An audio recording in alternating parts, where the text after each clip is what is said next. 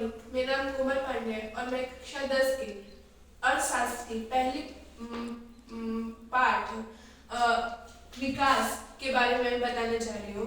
विकास, प्रगति, उन्नति, ये जो सारी धारणाएं हैं ये हमारे प्राचीन काल से यानी कि बहुत पुराने समय से ये हमारे साथ चलती आ रही है। जो लोग होते हैं उनकी आकांक्षाएं और इच्छाएं होती है कि उन्हें अधिक सुविधाएं, अधिक समानता, अधिक लोगों से आदर मिलने की इच्छाएं रखते हैं। वो सोचते हैं कि कोई भी देश कैसा हो सकता है या फिर कैसा होना चाहिए और लोगों को क्या और बेहतर लोगों का जीवन हो सकता है। जो विकास होता है इन सारे प्रश्नों और इन लक्ष्यों से संबंधित होता है। तो विकास एक तरह से कह सकते हैं कि विकास जो होता है वो किसी भी देश में लोगों के जीवन स्तर में जो सुधार की प्रक्रिया होती है उसे हम विकास कहते हैं। तो विकास के मैं बता रही हूँ कि विकास के कितने भेद होते हैं। तो विकास के भेद, विकास के भेद दो होते हैं। पहला होता है अग्रगामी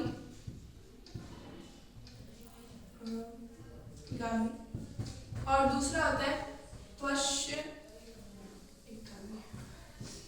तो अग्रगामी विकास यानी कि जो ये आजकल के भी जो विकास चल रहे हैं, जो आजकल के जो विकास हो रहे हैं, इन्हें हम अग्रगामी विकास कहते हैं। और जो पुराने यानी कि बहुत प्राचीन काल से जो विकास होते आ रहे हैं उन्हें हम पश्चिमगामी विकास कहते हैं। और अब मैं ये बताऊंगी कि विकास क्यों जरूरी होता है हमारे जीवन में। तो विकास वो होता है कि जो अपने समृद्ध और सामर्थ्य और सार्वजनिक मतलब सामाजिक सुविधाओं द्वारा किसी भी देश को उन्नति प्राप्त कराता है। ये विकास जो होता है हमें अधिक मात्रा में अवसर प्रदान करता है, अधिक शिक्षा देता है। इसीलिए जो विकास होता है वो हमारे जीवन में बहुत अहमियत रखता है। अब दूसरा टॉपिक हमारा है आय और अन्य लक्ष्य।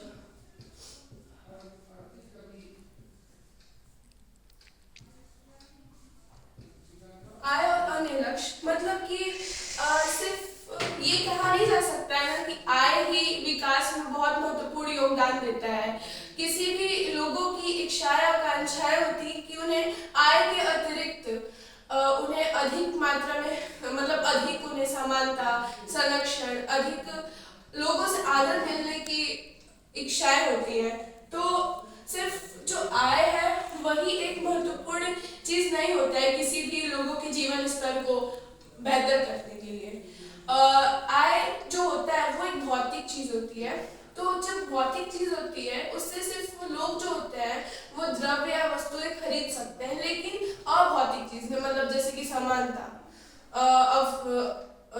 संरक्षण या फिर स्वास्थ्य, ये भी जो भौतिक चीजें होती हैं ये हमारे जीवन में बहुत महत्वपूर्ण योगदान देती है। अब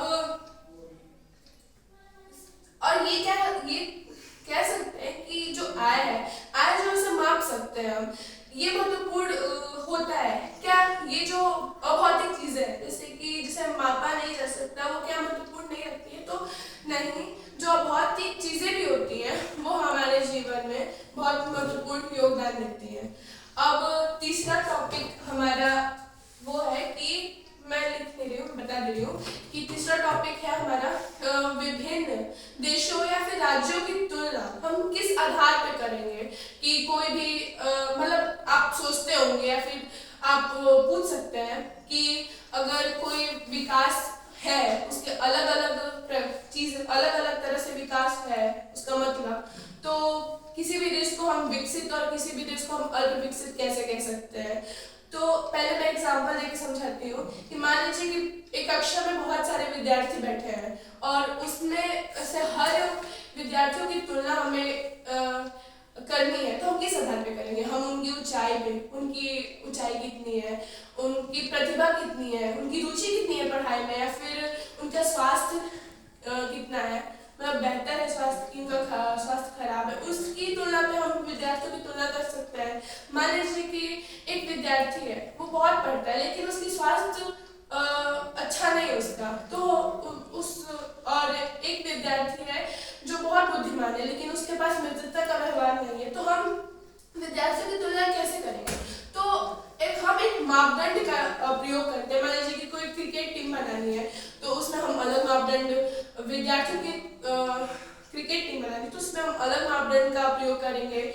और अगर एक पिकनिक के लिए टीम बनानी है विद्यार्थियों की, उसके लिए हम अलग मापदंड का प्रयोग करेंगे। तो यही जो मापदंड होता है, यही हम विकास पर भी लागू करते हैं कि अगर कोई भी देश विकसित है तो सबसे पहले विकसित देश या फिर किसी भी देश में आय बहुत महत्वपूर्ण होता है। तो हम मान लीजिए आय ही है, तो आय से हम कैसे बता सकते हैं कि कोई भी देश विकसित है और कोई भी देश अल्प विकसित है? तो आय को का कैसे तुलना करेंगे, मतलब आय का कैसा मापदंड करेंगे? तो किसी भी देश में जब जितनी उस देश की जनसंख्या होती है उसको ऐड करके और जितनी भी उस देश का आय है उसको हम ऐड करेंगे और उसमें से उसको डिवाइड कर देंगे, तो उस देश का जितना भी औसत आय, जिसे हम प्रति व्यक्ति आय, हर एक व्यक्ति का आय उसे हम कहते हैं, वो निकल जाता है। तो हम इसी आधार पे बता सकते हैं। अब विश्व बैंक विश्व विकास रिपोर्ट के अनुसार 2017 में ये बताया गया था कि अगर भी किसी भी देश का प्रति व्यक्ति आय यूएसडी डॉलर 12,506 हो, तो उससे अधिक हो तो उसे हम विकसित देश कहेंगे या फिर विकसित राज्य कहेंगे। और किसी भी देश का यूएसडी डॉलर 995 हो, मतलब तो उसे हम अल्प विकसित या फिर अल्प विकसित राज्य कहेंगे। 2017 के विश्व विकास रिपोर्ट के अनुसार जो भारत का प्रति व्यक्ति आय था वो यूएसडी डॉलर 1820 था, तो उसे हम भारत को हम मध्य विकसित देश में मानेंगे। अब हमारा चौथा टॉपिक ये है कि आय और अन्य मापदंड। तो मैं पहले ही बताई थी कि अगर कोई भी व्यक्ति है तो उसकी आकांक्षाएं इच्छाएं होती है कि उन्हें आय के अतिरिक्त बहुत सारी अन्य चीजें जैसे सामान्य सुविधाएं और आदर मिलने की इच्छा रखते हैं वो आय के अतिरिक्त उन्हें ये भी सारी चीजें जरूरी होती हैं। तो हम सबसे पहले किसी भी क्षेत्र या फिर किसी भी राज्य के बारे में सोचते हैं कि वहाँ पे भी इन आय के अतिरिक्त बहुत सारे अन्य चीजों की जरूरत होती है। मैं तीन राज्यों का उदाहरण देकर समझाती हूँ। मान लीजिए हरियाणा, केरल और बिहार।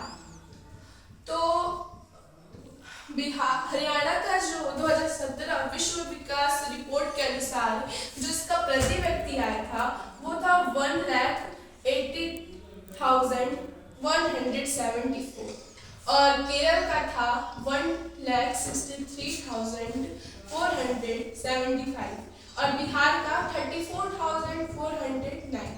तो यहाँ पे जो हरियाणा है वो केरल की तुलना में या फिर बिहार की तुलना में सबसे विकसित देश माना जाएगा, क्योंकि इसका प्रति व्यक्ति आय केरल और बिहार की तुलना में अधिक है, तो उसे हम हरियाणा को विकसित राज्य मानेंगे। और केरल जो है वो उसका प्रति व्यक्ति आय बिहार से अधिक है तो उसे हम मध्य विकसित में मानेंगे, और बिहार का सबसे कम है तो उसे हम अल्प विकसित राज्य में मानेंगे।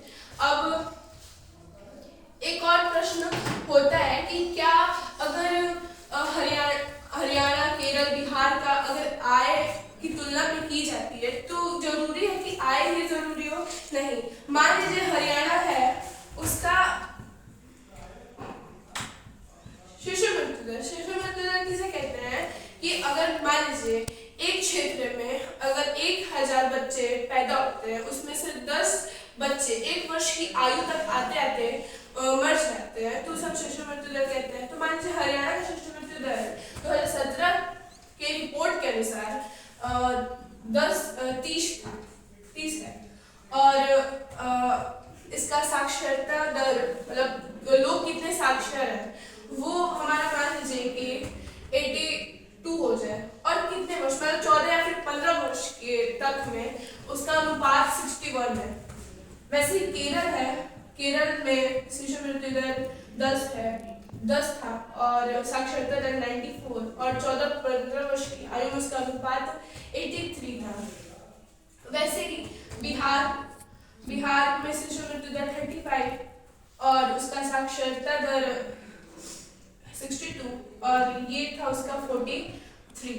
तो अब यहाँ पे कह सकते हैं कि केरल विकसित राज्य माना जाएगा बिहार और हरियाणा की तुलना में, क्योंकि केरल एक चीज में हरियाणा से सबसे आगे हो गया। मतलब वहाँ पे हरियाणा में भले ही औसत आय मतलब अधिक है और केरल में कम है, फिर भी केरल में अगर साक्षरता दर और शिशु मृत्यु दर हरियाणा की तुलना में अधिक है, मतलब शिशु मृत्यु दर कम है वहाँ पे और साक्षरता दर अधिक है, तो एक तुलना में केरल सबसे विकसित राज्य माना जाएगा बिहार और हरियाणा से। अब हमारा 5वां टॉपिक वो होता है कि सार्वजनिक सुविधाएं क्या होती हैं। अब यही एग्जांपल देके समझा रही हूँ कि मान लीजिए कि एक चीज में तो हरियाणा से केरल से पीछे हो गया, तो हम ये नहीं कह सकते ना कि अगर जेब में अगर पैसा रखा हो तो हम सारी चीजें खरीद सकते हैं। हम क्या अपने पर्यावरण के प्रदूषण को उस पैसे से खरीद सकते हैं कि वो बच जाए? तो ऐसा नहीं है। तो जितनी भी भौतिक चीजें होती हैं उससे हम द्रव्य या कोई भी वस्तुएं खरीद सकते हैं, लेकिन अभौतिक चीजें हमारे लिए बहुत महत्वपूर्ण होती है। और सार्वजनिक सुविधाएं वो होती हैं कि मान लीजिए किसी बिहार में, मान लीजिए एग्जाम्पल लेके समझा रही हूँ, बिहार है, वहाँ पे लड़कों को ज्यादा पढ़ाया जा रहा है और लड़कियों को बहुत कम पढ़ाया जा रहा है, तो इसे हम नहीं कहें, मतलब इसे सार्वजनिक सुविधाएं नहीं कहें, क्योंकि सार्वजनिक सुविधाएं हर सबको प्राप्त होती हैं। जितने भी लोग होते हैं वो सभी लोगों को वो सारी चीजें उपलब्ध हो। तो केरल जो है वो साक्षरता दर में बहुत अधिक है, तो यहाँ पे सार्वजनिक सुविधाएं बहुत अधिक है। अब हमारा लास्ट टॉपिक होता है कि विकास की धारणीयता। तो हम चाहते हैं कि हमारा विकास और भी ऊंचाई और भी अधिक मात्रा में हो और हमारे आने वाली पीढ़ी के लिए भी वो बहुत जरूरी, बहुत उपलब्ध हो पाए। तो लेकिन कुछ वैज्ञानिकों का मानना है कि आने वाले 20 वर्षों में जो हम इतनी गति से हम जिस साधन का उपयोग कर, जैसे जल है और जीवाश्म ईंधन है, तो इसका हम इतना उपयोग कर रहे हैं कि आने वाले 20 वर्षों में ये शायद हमारी भावी पीढ़ी के लिए उपलब्ध ना हो पाए। अब कुछ वैज्ञानिकों का मानना है कि 25 वर्षों के बाद जो 60% जो किसान है वो कृषि में इतना जल का उपयोग करेंगे कि वो बहुत नुकसानदायक होगी, और जो जीवाश्म ईंधन है उसका हम इतना दिन पर दिन इतना उपयोग करते जा रहे हैं कि वो जल्दी ही खत्म होने के कगार पे आ गई है।